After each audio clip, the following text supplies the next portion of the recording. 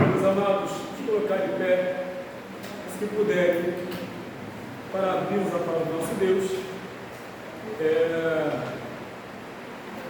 Atos capítulo 9.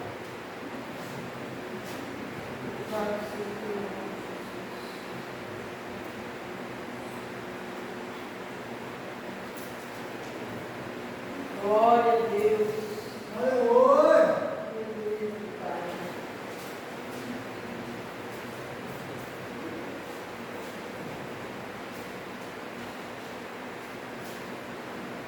Atos capítulo 9, diz assim a palavra do nosso Deus. E Saulo, respirando ainda ameaças e morte contra os discípulos do Senhor, dirigiu-se ao sumo sacerdote e pediu-lhe cartas para Damasco, para as sinagogas, a fim de que, se encontrasse alguns deste caminho, quer homens, quer mulheres, os conduzisse presos a Jerusalém. E indo no caminho, aconteceu que, chegando perto de Damasco, subitamente o resplendor de luz do céu, e caindo em terra, ouviu uma voz que dizia: Saulo, Saulo, por que me persegues? E ele disse: Quem és tu, Senhor? E disse o Senhor: Eu sou Jesus, a quem tu persegues. Duro é para ti recalcitrar contra os aguilhões.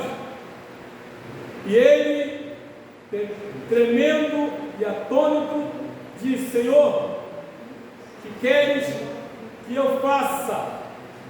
E disse-lhe o Senhor: Levanta-te e entra na cidade, e lá te será dito o que te convém fazer. Pai Celestial, muitíssimo obrigado por essa palavra, em nome de Jesus.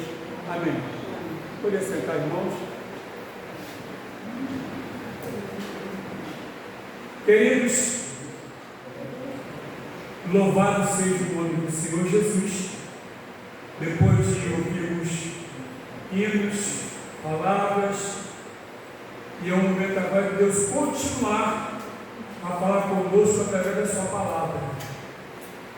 Que Deus fala através de hinos, testemunhos, louvores, e Ele completa a sua obra quando abrimos a Bíblia Sagrada. E aqui nós conhecemos muito bem essa história. Agora é bom nós procurarmos entender o que essa palavra tem a ver comigo, tem a ver conosco. O que essa palavra tem a ver com algumas pessoas hoje que servem a Deus. O que essa palavra tem a ver com a igreja. O que essa palavra tem a ver?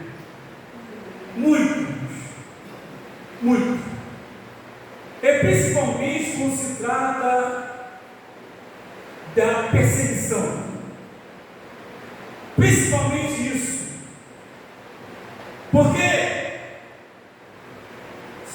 nós somos servos de Deus.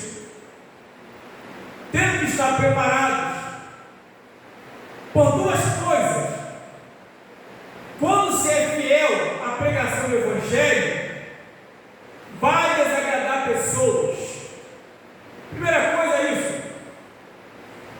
A outra coisa importante, que talvez aquela pessoa a qual, através da pregação, nós a desagradamos, essa pessoa poderá ser uma bênção amanhã. Às vezes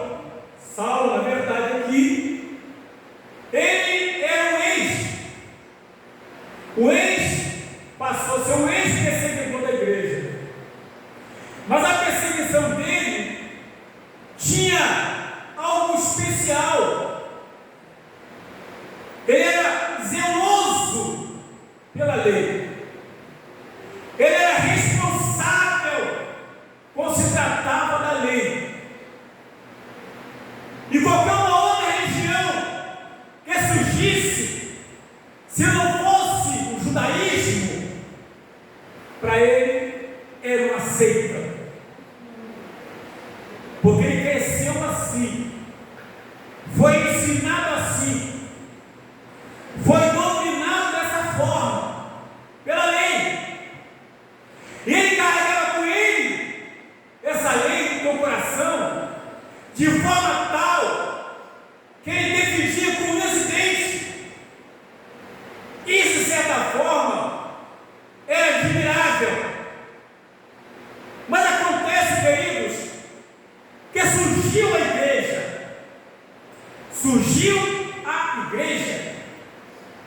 e ele acompanhava todo o processo, Por exemplo, quando a Bíblia fala, a palavra de Deus, em Atos, capítulo 1, versículo 8, e recebereis poder ao descer sobre vós o Espírito Santo, e os sereis testemunha, tanto em Jerusalém como na Judeia,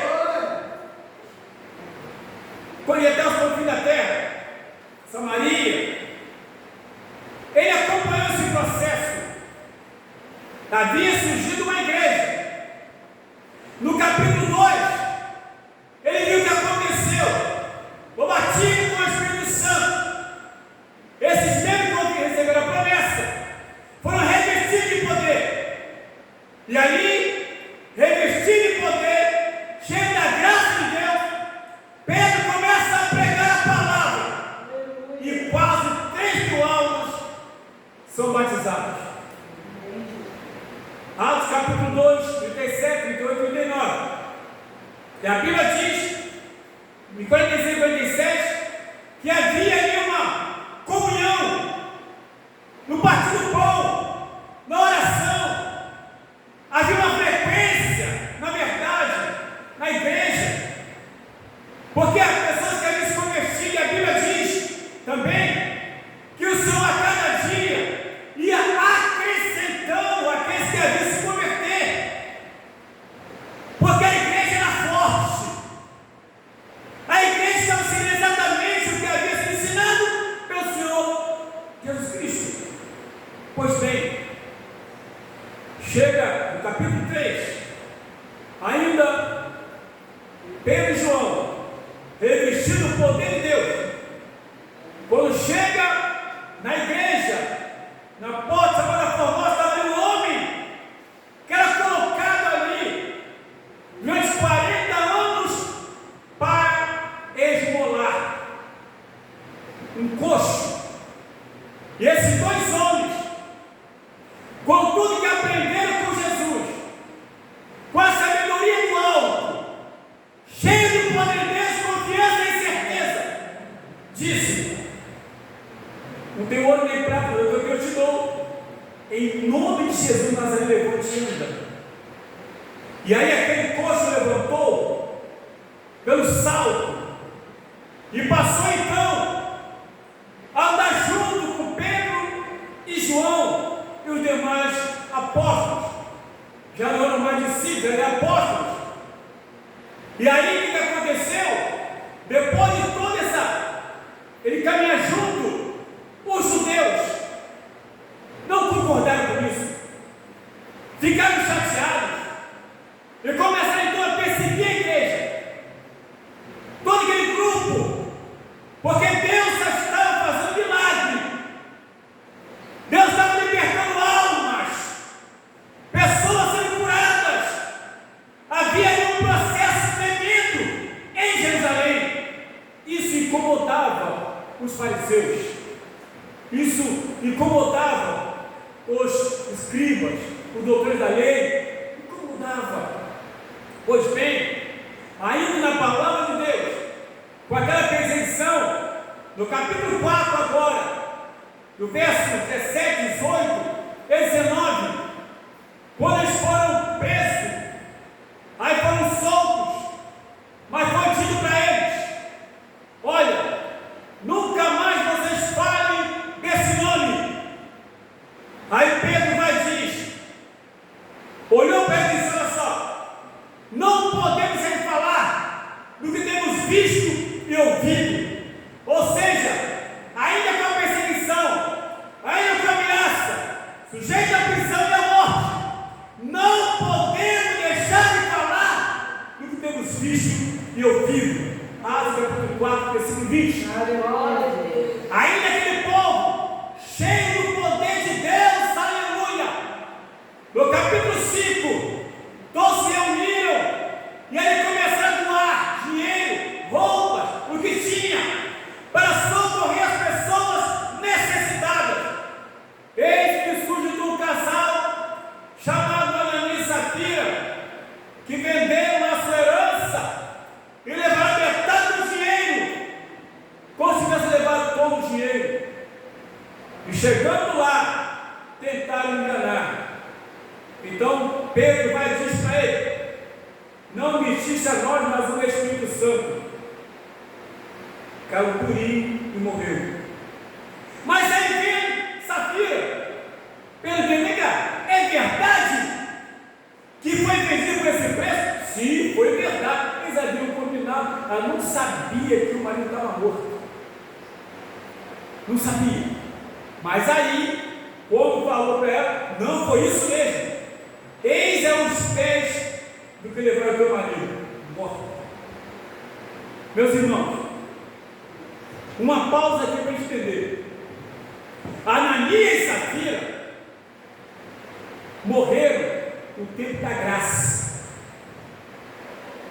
Não foi na lei, foi no tempo da graça. E a Bíblia nos fala, na primeira carta de Pedro, capítulo 4, 17 e 18, diz o seguinte: já é tempo de começar o julgamento pela casa de Deus. Esse começa por nós. Qual será o fim daquele que desobedece a palavra do Senhor? Eu sou justo, dificilmente se salvo. Onde comparecerá o ímpio do pecador? Deus está tratando com muita gente hoje. Muitas vezes a pessoa pensa que o problema é para médico, mas não é para médico. É Deus tratando com pessoas, tratando com crente, tratando com ele, para que não se perca. Ananias e Safira morreram no tempo da graça, não foi no tempo da lei. Então não podemos brincar com Deus. Meus irmãos, no capítulo 6 da Bíblia, a palavra de Deus, que a igreja está crescendo, crescendo, crescendo e crescendo. E muitas bênçãos aconteciam, muitos milagres ocorriam, e os cristãos sendo reconhecidos. Graças a Deus, maravilha. E depois, as mulheres, as gregas, começaram a reclamar dos apóstolos, porque não estava sendo bem atendida em relação às mulheres judias. E aí Pedro vai dizer: olha, escolha dentre vocês 7 homens que sejam idôneos, cheios de Espírito Santo, honestos. Tu botou ali o que ele deveria ser para ser obreiro. Para ser obreiro tinha muitas qualidades. Não é simplesmente jogar o óleo na cabeça de alguém. Não é simplesmente pegar a pessoa porque ela fala bonitinho, porque é engraçadinho. Não. Tinha que ser pessoa de responsabilidade, cheia do Espírito Santo. E ali foram escolhidos o quê? 7 homens. Inclusive Estevão, que no capítulo 7, pregando a palavra de Deus, ele foi apedrejado. Atos 7, o final, 55, 56, 57, 58, 59, 60. Eis que veio o céu aberto e o fio do olho à sua direita, cheio do poder de Deus, cheio da graça do Senhor, cheio de autoridade espiritual, que mesmo, aleluia, sendo apedrejado, não negou a fé, não parou de pregar, não parou de falar, mas mesmo sendo apedrejado, teve força, aleluia, para a glória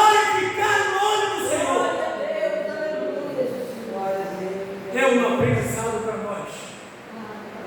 Mas a Bíblia nos fala, no capítulo 8, do verso 1 até o 4, que depois daquela perseguição, os crentes começaram então a fugir de Jerusalém. Só que os apóstolos fugir de Jerusalém, correndo, para continuar pregando a palavra.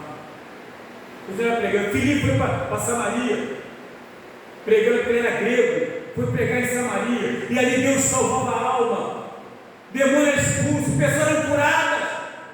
Isso porque ele era um diabo. Simples assim. Foi para lá levar a palavra. E os demais saíram pelo mundo pregando. E foi exatamente as pessoas, já no capítulo 9 da palavra de Deus, é que Paulo foi atrás para trazer de volta para Jerusalém. Porque se converteu em Jerusalém, ele falou: não, me deu uma casa para trazer todo mundo de volta e prender aqui. Mas aí, Saulo teve um encontro fulminante com Jesus. Toda pessoa que tem encontro fulminante com Jesus leva as coisas de Deus a sério. Toda pessoa que tem encontro fulminante com Jesus não foge da raia.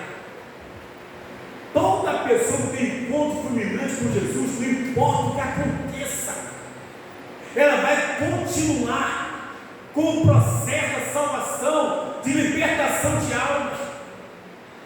E ali, com aquele encontro, conforme lemos aqui, diz a palavra de Deus, mais uma vez,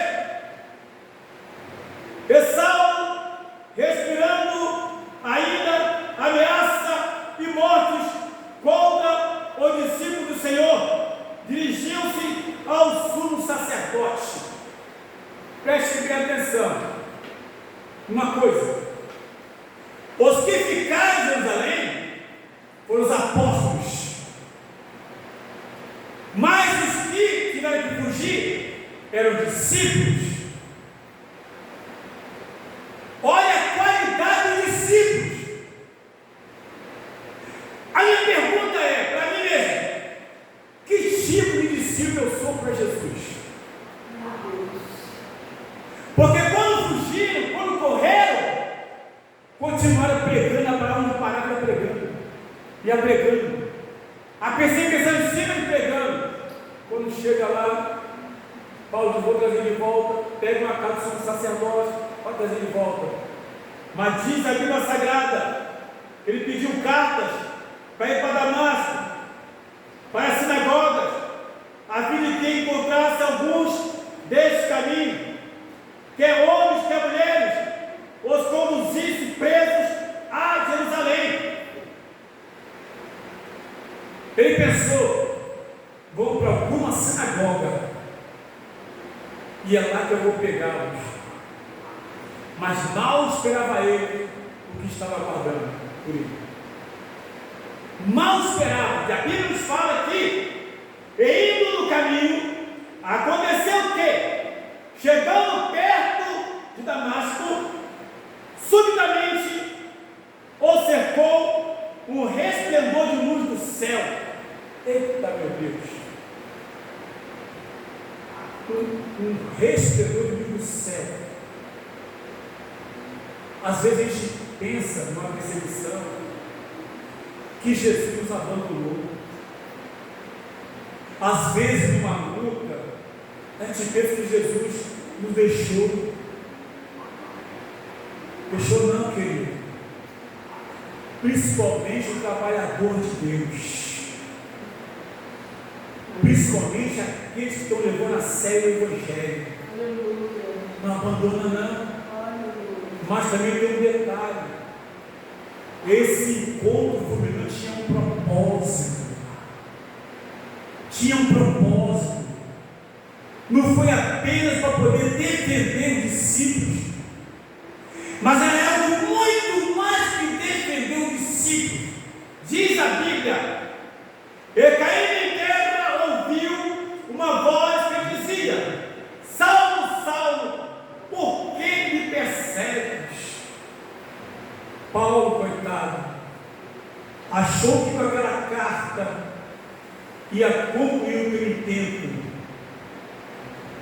Ele não tinha noção de que ao perseguir os discípulos, ele estava perseguindo o cabeça da igreja. E Jesus se apresenta exatamente assim. Por que tu está me perseguindo? Paulo, o que você tem contra mim? Paulo, qual é o teu problema, rapaz? Qual é o motivo disso? E ele disse: quem és, Senhor? Ele disse: Senhor, eu sou Jesus, a quem tu persegues. Duro é para ti recalcitrar contra os aguilhões. Paulo, cuidado. Eu sou um adversário muito duro. Eu sou um adversário muito duro. Eu sou o cabeça da igreja. E quem persegue a igreja me persegue. Quem persegue a igreja me persegue. Pois bem, acontece, segundo a Bíblia, quando ele faz a pergunta, a gente fala para ele: olha, e ele, tremendo e atônito, disse: Senhor, que queres que eu te faça? Olha a mudança de comportamento, olha a mudança de vida, olha o que o encontro com Jesus,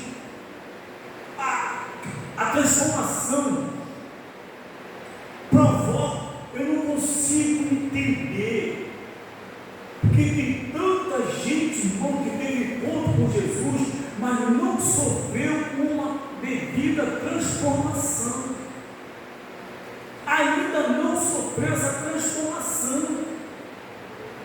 E aqui, Saulo já diz bem claro, tremendo, preocupado, diz: Senhor, e a chama de Senhor. Mas lá em Jerusalém não era assim não, porque ele fazia parte do sinédrio, e o sinédrio eram os fariseus, que armavam ciladas para Jesus Cristo, que faziam de tudo para poder acabar com o Senhor Jesus. Ciladas, muitas coisas. Em Jerusalém foi assim. Ele está naquele grupo, mas dessa vez não.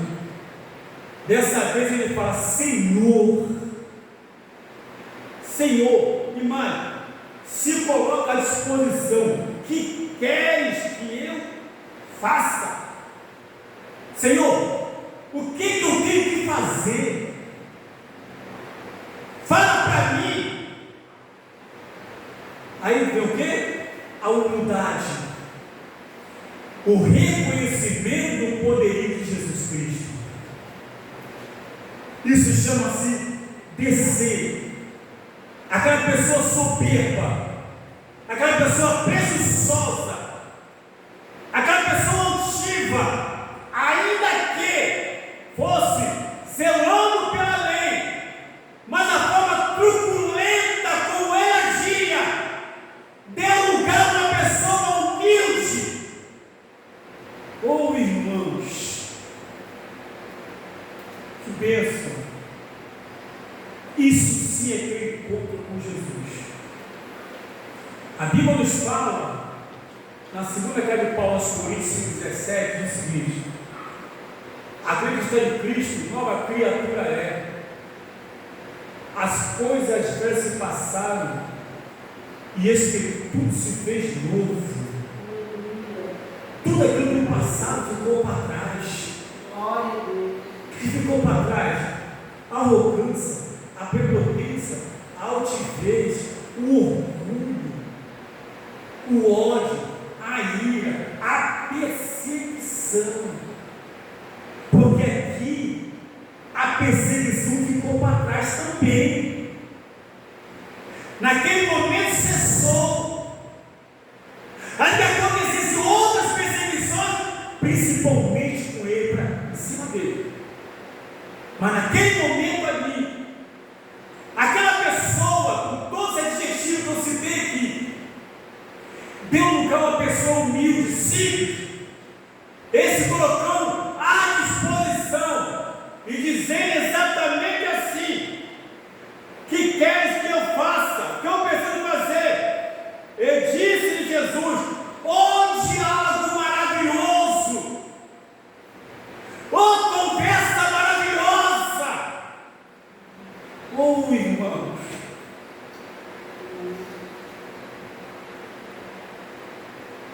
Sabe o que eu fico imaginando?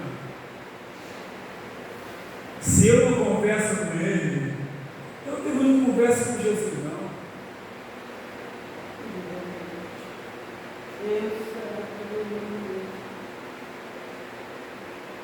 Se você não conversa com o teu irmão, não conversa com você. Pode orar, mas não conversa, porque com Jesus não basta a oração, tem que ter diálogo. Diálogo, tem que conversar. Tem que ter, nem que seja tremendo, mas pelo menos isso. Que queres que eu faça? Como quer que eu me proceda? O que eu preciso fazer? Uma nova criatura, uma pessoa diferente. Caiu por terra tudo aquilo de mal.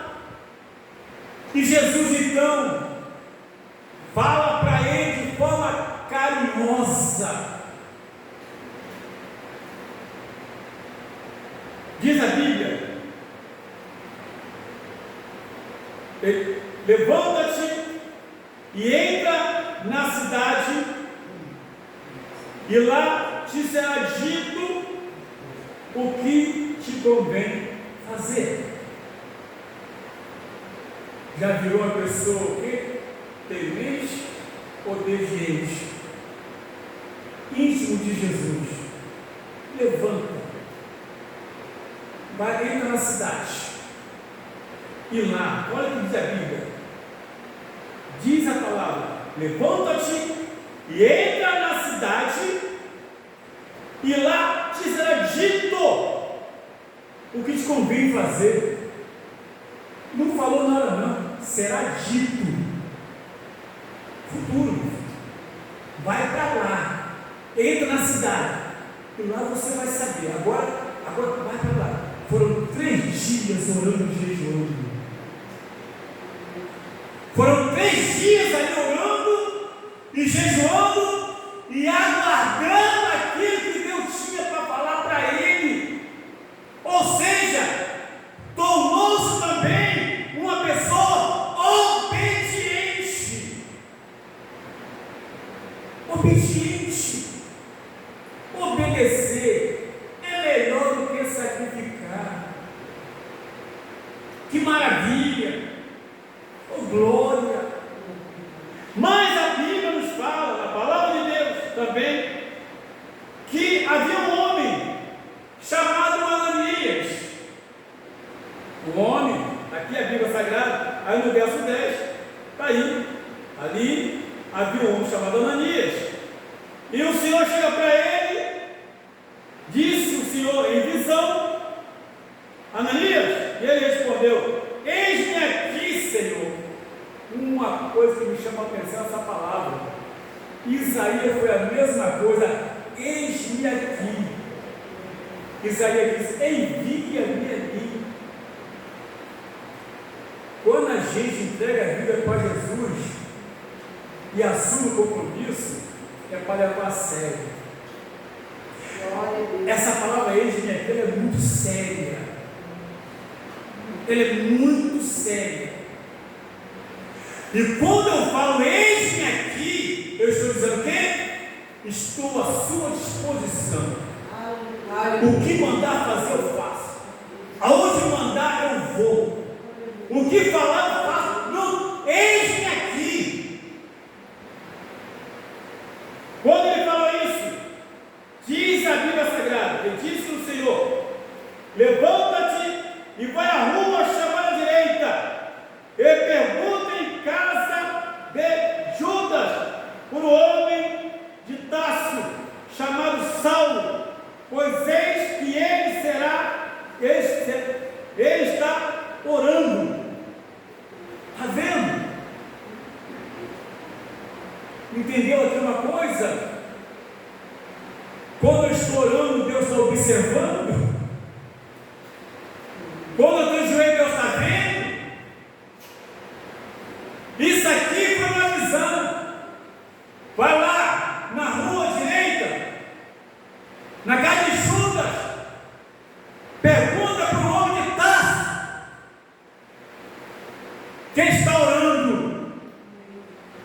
Ele está orando. Não estava lá apenas aguardando, não. Estava aguardando e orando. Eu estava vendo isso. Isso sim é o encontro fulminante com Jesus Cristo. Porque para mim, eu entendo, quando ele falou, quem és tu, Senhor, é como se estivesse chorando. Como se estivesse chorando diante do Senhor. Recebendo de bom grado aquela visita fulminante. Meu Deus! E quando ele fala para Ananias, a Bíblia nos diz bem claro, e numa visão ele viu que entrava um homem chamado Ananias. Olha só, e punha sobre ele a mão para que tornasse a ver. Ô Ananias, presta atenção, Paulo está orando. E nessa oração ele tem uma visão. E nessa visão, ele viu que você que põe a mão sobre ele. Você entende. Ou seja, já se converteu, batizado com o Espírito Santo, já tem visão, Deus já trabalhando. Isso é que é encontro com Jesus. Isso é que é encontro com o Senhor. Mas mesmo assim, com toda essa fala de Jesus Cristo, Ananias, preocupado, disse, respondeu Ananias: Senhor, há muitos ouvi acerca deste homem, quantos males tem feito aos seus santos em Jerusalém. Senhor, só voltou a dizer: esse homem não vale nada. Eu não vou gastar no tempo, não. Esse homem não vale nada. Eu tenho ouvido. Eu estava aqui em Damasco, mas chegou aos meus ouvidos que esse homem causou muito mal aos seus santos lá em Jerusalém. Mas, e aqui tem o poder dos principais sacerdotes para prender a todos que invocam o teu nome. Ananias, no seu entendimento, ele abriu a boca e conversou com Deus, com Jesus. Colocou todo o seu sentimento, toda a sua preocupação, e ele falou certo. Ele não falou errado, mas também não sabia que esse homem que eu estava falando já havia sido transformado. Então disse, porém, o Senhor: vai, porque este é para mim um vaso escolhido. Nem nos melhores sonhos Saulo pensou que seria um vaso escolhido do Senhor. Nem nos melhores sonhos. E Jesus vai lá.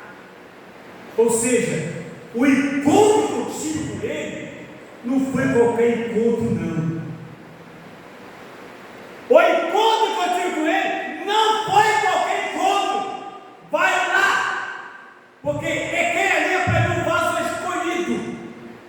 Eu o escolhi. Quando ele pensava uma coisa, o meu plano era outro. Eu o escolhi. Vai,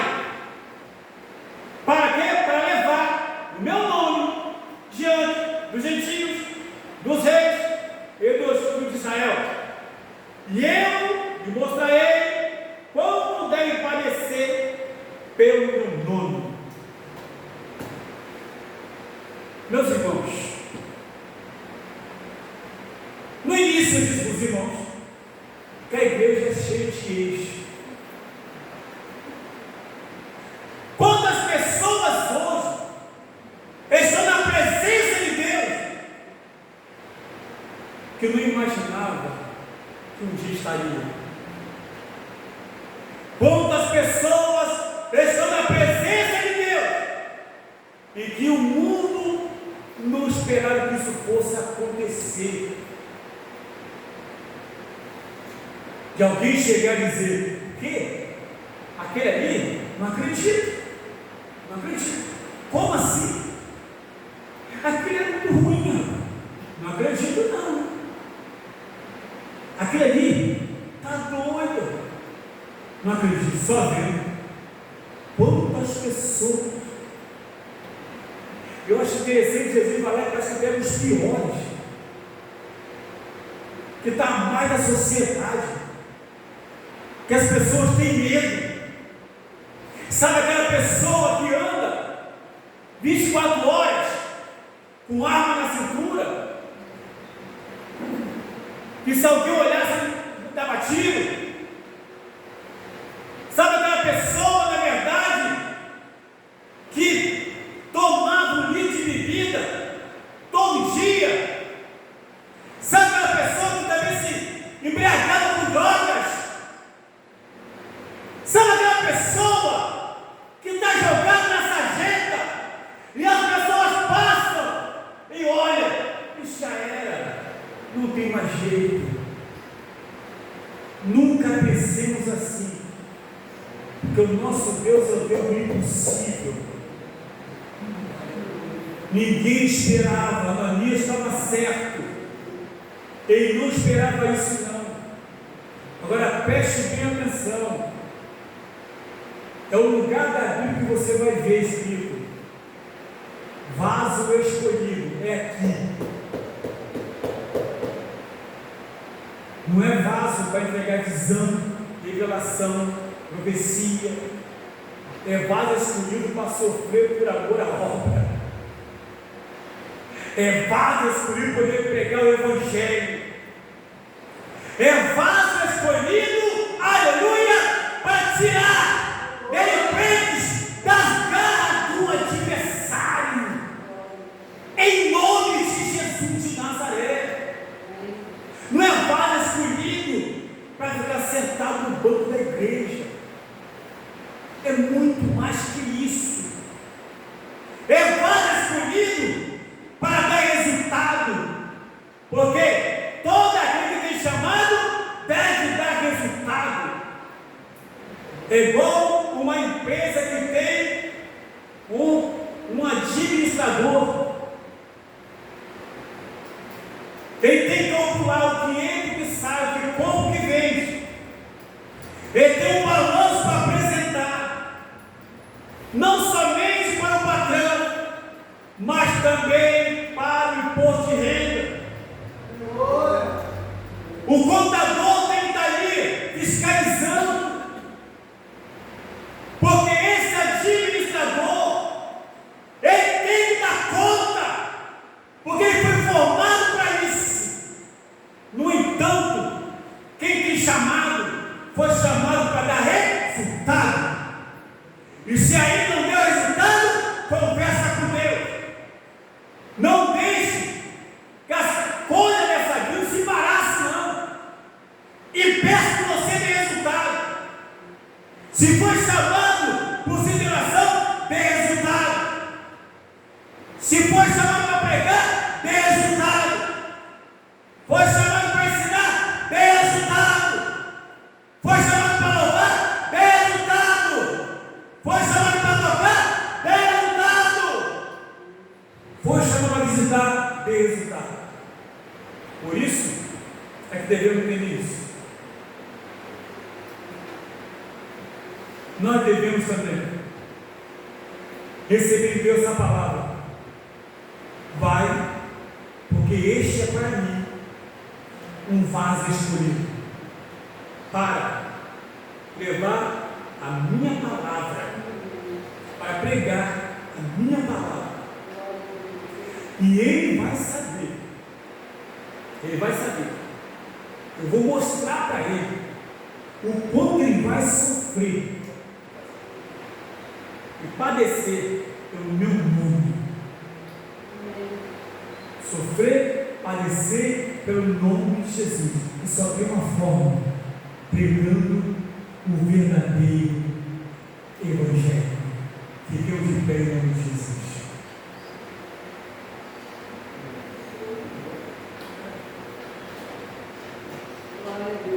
Que Deus tenha misericórdia de nós. Muita misericórdia, Deus. Que sejamos